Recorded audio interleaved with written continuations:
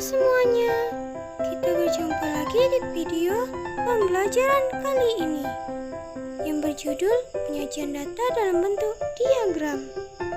Penyajian data dalam bentuk diagram ini adalah sebagai suatu alat untuk menyajikan data statistik yang dapat berwujud gambar atau lambang.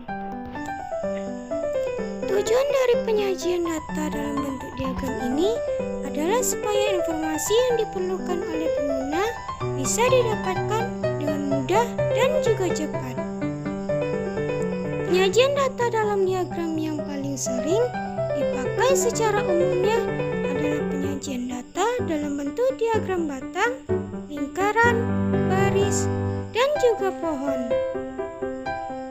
Macam-macam dan contoh dari bentuk diagram. Yang pertama adalah diagram batang.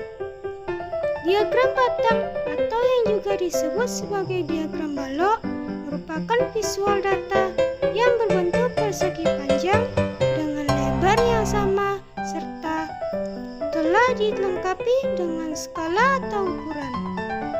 Beberapa bentuk dari diagram batang. Yang pertama, diagram batang satu komponen atau lebih.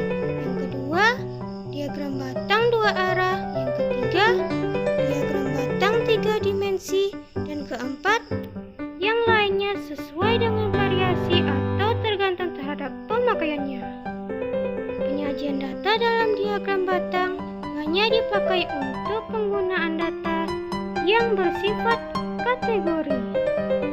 Berikut ini adalah bentuk contoh dari penyajian data pada diagram batang. Dari angka 0 sampai 1600 ini adalah angka jumlah siswa dari tingkat SD, SMP, SMA, dan SMK. Dan gambar kotak persegi panjang yang berwarna biru pada diagram adalah untuk menunjukkan seberapa banyaknya jumlah siswa dari tingkat SD, SMP, SMA, dan SMK. Yang kedua adalah diagram lingkaran. Diagram lingkaran merupakan visual data yang berwujud lingkaran yang sudah dibagi menjadi beberapa jeruring sesuai dengan data tersebut. Penyajian data dalam bentuk diagram lingkaran dilandasi pada suatu lingkaran yang dibagi menjadi beberapa bagian sesuai dengan banyaknya kelas penyusunan. Penyajian data yang ada pada diagram lingkaran sangat tepat digunakan pada data yang berbentuk kategori atau atribut dalam persentase. Berikut ini adalah contoh dari penyajian data dalam bentuk diagram lingkaran. Yang biru adalah persentase jumlah siswa tingkat SD. Yang merah adalah persentase jumlah siswa tingkat SMP. Yang hijau adalah persentase jumlah siswa tingkat SMA. Dan terakhir yang ungu adalah persentase jumlah siswa tingkat SMA. Yang ketiga adalah diagram garis.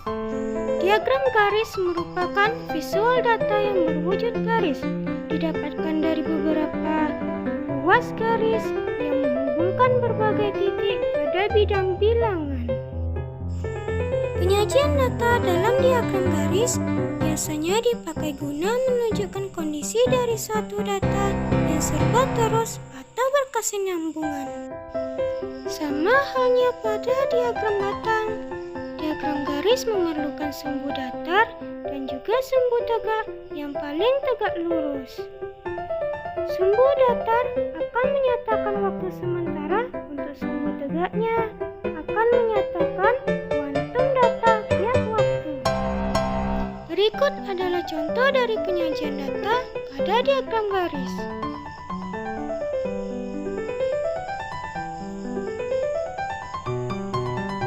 Yang keempat adalah diagram pohon.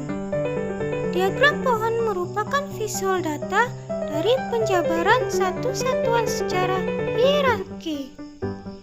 Diagram pohon diawali dengan satu item yang bercabang dan menjadi dua atau lebih. Tiap-tiap cabang lalu bercabang lagi menjadi menjadi 2 atau lebih, dan begitu juga seterusnya, sehingga akan tampak seperti sebuah pohon dengan banyak batang dan juga cabang.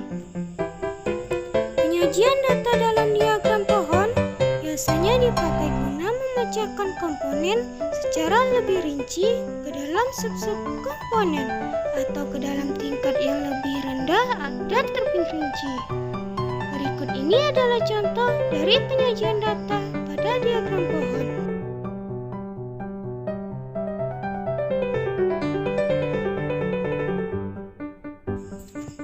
Dan yang kelima adalah diagram gambar. Diagram gambar atau juga disebut sebagai piktogram merupakan bagan yang menampilkan data dalam bentuk gambar. Penyajian data dalam bentuk piktogram adalah cara yang paling sederhana. Berikut ini adalah contoh dari soal diagram gambar dengan jumlah penduduk di suatu kecamatan.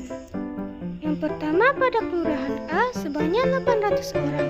Yang kedua kelurahan B sebanyak 650 orang. Yang ketiga kelurahan C sebanyak 700 orang. Ketiga kelurahan tersebut disajikan dalam sebuah data ke dalam bentuk pikogram. Berikut ini adalah data dalam bentuk pikogram. Pada kotak sebelah kiri adalah nama kelurahannya, yaitu kelurahan A, B, dan kelurahan C. Dan pada kotak sebelah kanan adalah kota yang berisikan jumlah penduduknya. Itulah penjelasan dari pembelajaran kita hari ini mengenai penyajian data dalam bentuk diagram. Terima kasih sudah mau belajar bersama saya. Sampai jumpa di video selanjutnya.